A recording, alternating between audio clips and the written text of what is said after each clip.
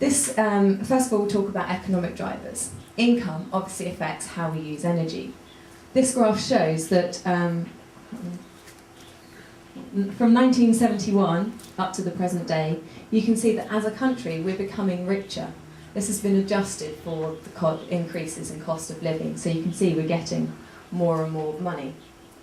And if we've got more money, one of the things we do with it is we spend it. We spend it on energy-using gadgets, and I'll talk more about that in just a moment. But also, we tend to go on more holidays, or we go further when we go on holiday. You can see as well that there are still significant disparities between the poorest and the most rich people in the UK, even despite government intervention with things like tax and benefits. Basically, that's the dark blue is the income that they get, and then the lighter blue one is the income once they've either got benefits from the government or they've been taxed by the government.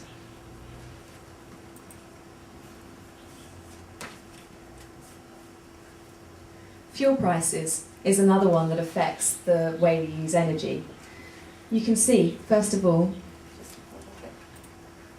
that there was the first sharp decrease in energy use, and this was around the time of privatisation of the networks, the boards. And this was a time when prices were very strongly regulated, and the focus was on improving the energy efficiency of the system. Electricity and gas prices have generally continued to fall right the way through to 2004, when they started rising, and then again there was a sharp increase. And this sharp increase was because of the world oil price. In 2006 alone, the total domestic cost of energy rose by 22%. The impact on this as to how we use energy is when the prices are low, we tend not to think about how we're going to use our energy. We get lazy, we adopt bad habits. For example, you leave the room, leave the light on. Oh, it doesn't matter, it's not going to cost me much. Or, oh, I'm not going to spend a lot of money on insulating my house because it's not going to save me a lot of money on my fuel bills. The recent changes have been big enough, and they've been going on for long enough, that people are beginning to change their attitude. They're beginning to worry more about it and get more conscious and reduce their energy use.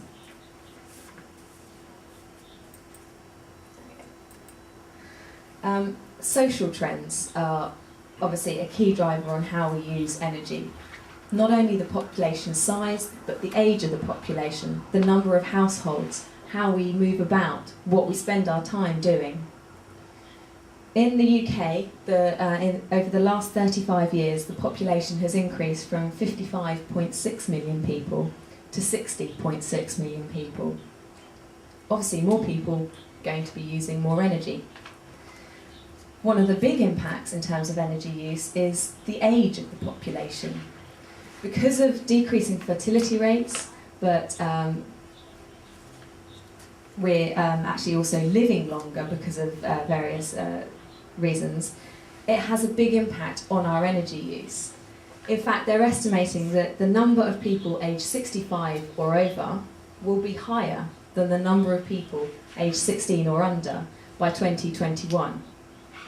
Why does this matter? What impact is this going to have on energy use? Well, older people tend to use more energy. They often have to heat their home to a higher level because they move about less, so they generate less of their own energy, so they need to heat their homes more. And they tend to be in their homes for longer periods of time, which means that they have to heat their home for a longer period of time. Not only that, but they tend to need more medical services, and these are fairly energy intensive. But it's not just the number of people or the age of the people that affects our energy use. It's the size of the household. For many years, the average household size in the UK was 4.6 people. By 1961, this had reduced to 3.1, and it's now down to 2.4 people.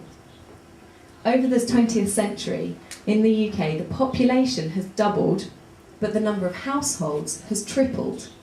And this is because people are having smaller families and more people are living alone. You can see on the graph here that the number of homes with just one person living in, this blue line at the bottom, blue bar at the bottom, has been increasing.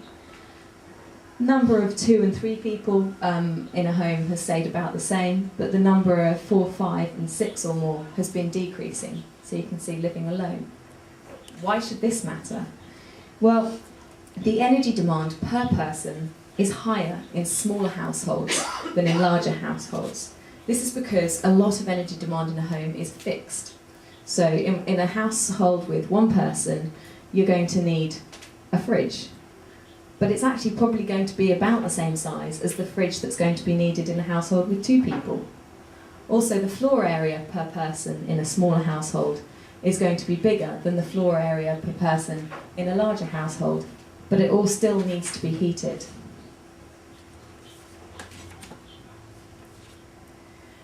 Since the 1970s, the way we move about and how far we move has changed. Basically, the distance travelled since the 1970s, on average, has doubled. We also have more access to cars. Since the 1970s, the number of households with access to no cars has decreased from 48% to 23%. The number of households with access to one car has actually stayed about the same, but the number of households with access to 2 cars has increased from 6% to 26%. So you can see the impact that will have on energy. But it's also about how we spend our time, what we do. Appliances for household work have been introduced. Energy-using appliances, washing machines, hoovers. You'd think that this would mean that we spend less time cleaning, but actually we do more. We spend the same amount of time as we used to spend around about the Industrial Revolution doing cleaning. But because we've got the machines, we can do it faster, so we tend to do it more often.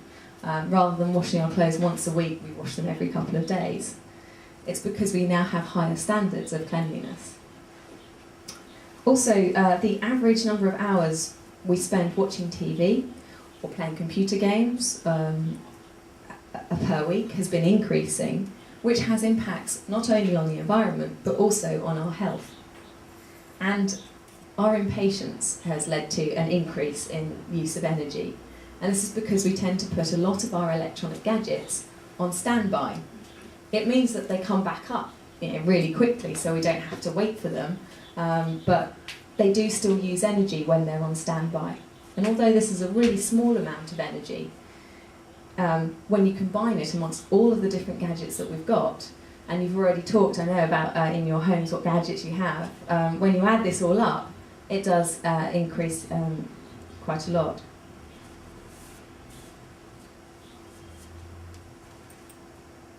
And of course, environment was one of the key drivers. There's always been people who have been fighting the corner for the environment and trying to get people to reduce energy use. But it's only been really recently that there's been a widespread increase in concern for the environment. It used to be that I'd never hear my friends talking about climate change or the environment, but actually now, and that's probably only in about the last 5 years, it's becoming a topic that they do talk about, and you can regularly hear them talking about it at the dinner table. This graph here on the left is the answer to the question, what do you see as the main or other important issues facing Britain today?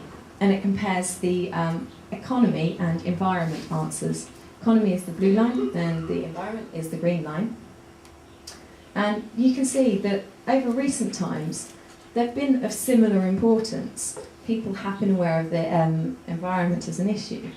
Obviously, the recent economic crisis that's facing the UK and the rest of the world has piqued the levels of interest in the economy, but hopefully this will only be temporary and it won't remove the environment from people's minds altogether. This chart up here asks the question, how concerned are you about climate change? You can see by the green that 30% are very concerned and 40% are fairly concerned. But okay, they're concerned. Does this mean they're actually going to do something about it? Not necessarily. This chart here says, to what extent do you agree or disagree? So green is they agree, red is they disagree. And this is the question, in my area, people taking action to introduce their carbon footprint and tackle climate change is the normal thing to do. There's not that many people think it's the normal thing to do. And this is something that we need to change if we're going to be reducing people's energy use.